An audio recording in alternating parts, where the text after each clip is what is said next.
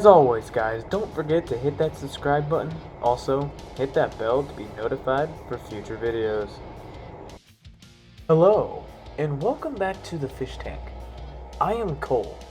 Today, we have another no rod to hot rod build, but with a twist. Today is also a tutorial video on how I do my barn find weathering techniques. Let's get into it. Like I said, guys, this is what we are starting with. We're starting with a Ford Model A from Matchbox. And what we're doing today is a no rod to hot rod. It's a pretty simple build. It was pretty beat up, and I thought it could use a better look. So how I start my process for one of these barn finds builds is by, as always, taking it apart as you see here and drilling it apart like normal, then grabbing our file as you see down there and cutting our posts flat just so the base goes on pretty easily. I apologize if you hear a train in the background. I am at my lady friend's house tonight recording this, but I just wanted to inform you there. After you sand it down, you do take all your metal pieces and you throw it into the stripper. Guys, I would recommend not doing this in a pill bottle, as I have learned that it does not fit a big casting like this. I struggled very much with this casting. After we put it in, you, as always, shake her up, shake, shake, shake, and put it off to the side.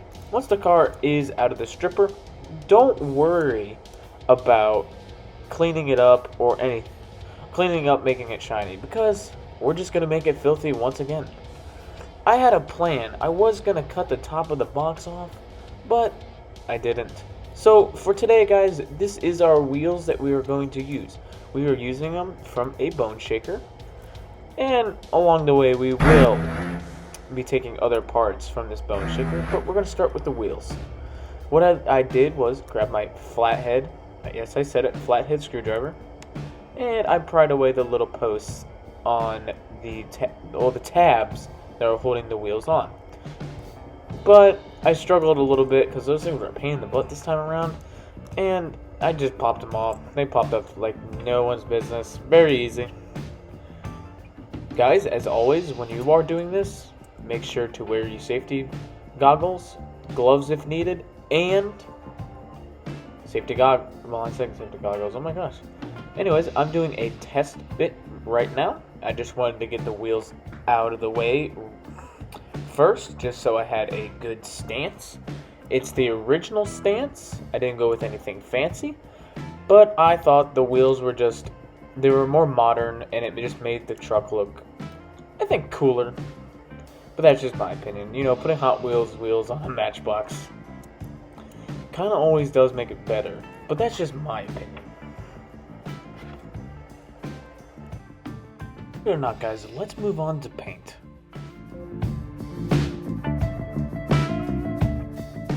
One of my process is pretty simple. What I do is you grab a decently sized brush and you spray some of your primer into the cap or dedicated spot for paint. Once you do that, then you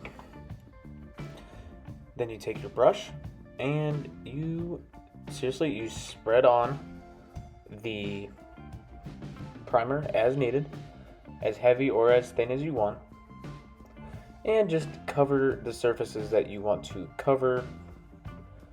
Brush it on as thick or thin as you want it, and make sure to cover majority or all of the car. It doesn't need to be perfect, because that is the point of the effect. Unless you just want to straight up paint it, it is completely up to you.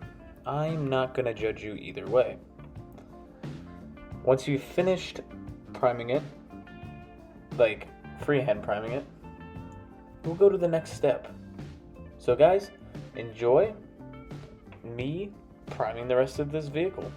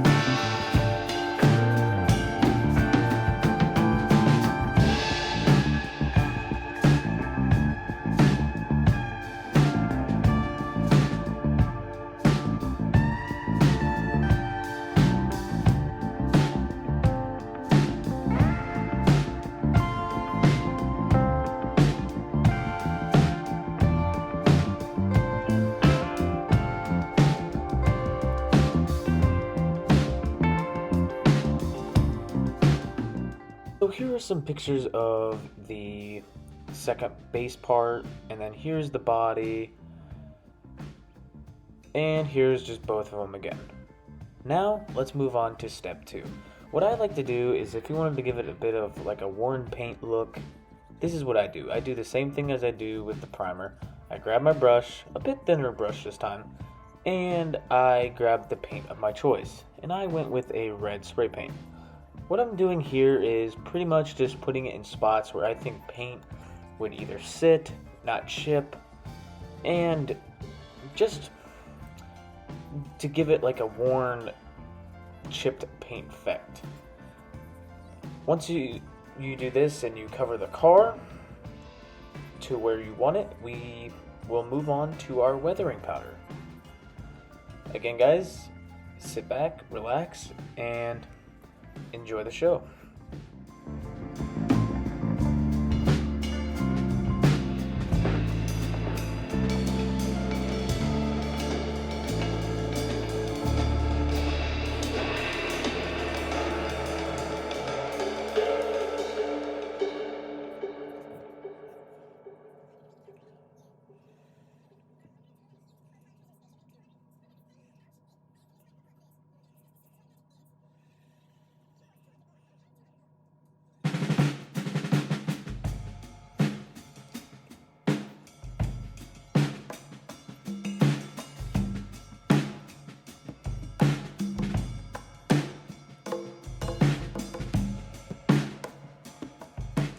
You have all your paint. We're going to move on to step 3.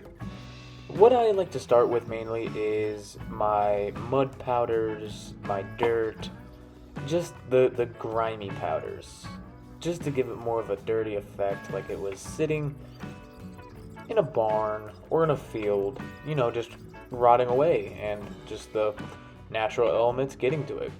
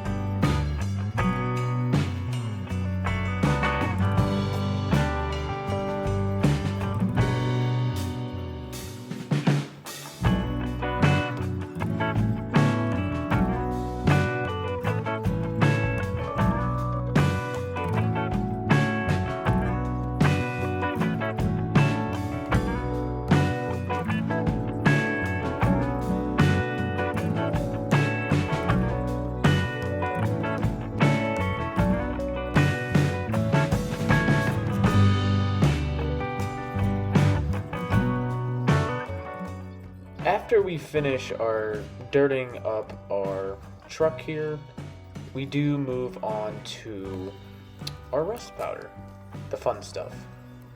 So, guys, when you do this, it is completely optional. It's where you want to put everything.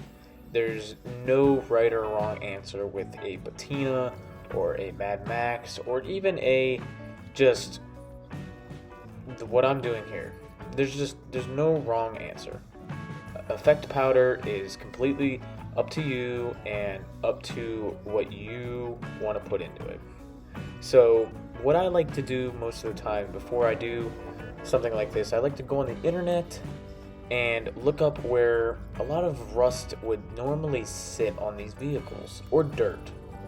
So I would look up the exact car, if I can find it, because sometimes you work on a futuristic car, and then you just estimate what you think is the right answer. Also, here's some pictures of our final results. So after we clear coat it and finish everything, we move on to step 4. And step 4 is, for this project, is I grabbed my styrene. I'm tracing out for the top hatch because mine was missing. Most of the time when you get this casting, that piece is missing anyways, so this is what I replaced it with.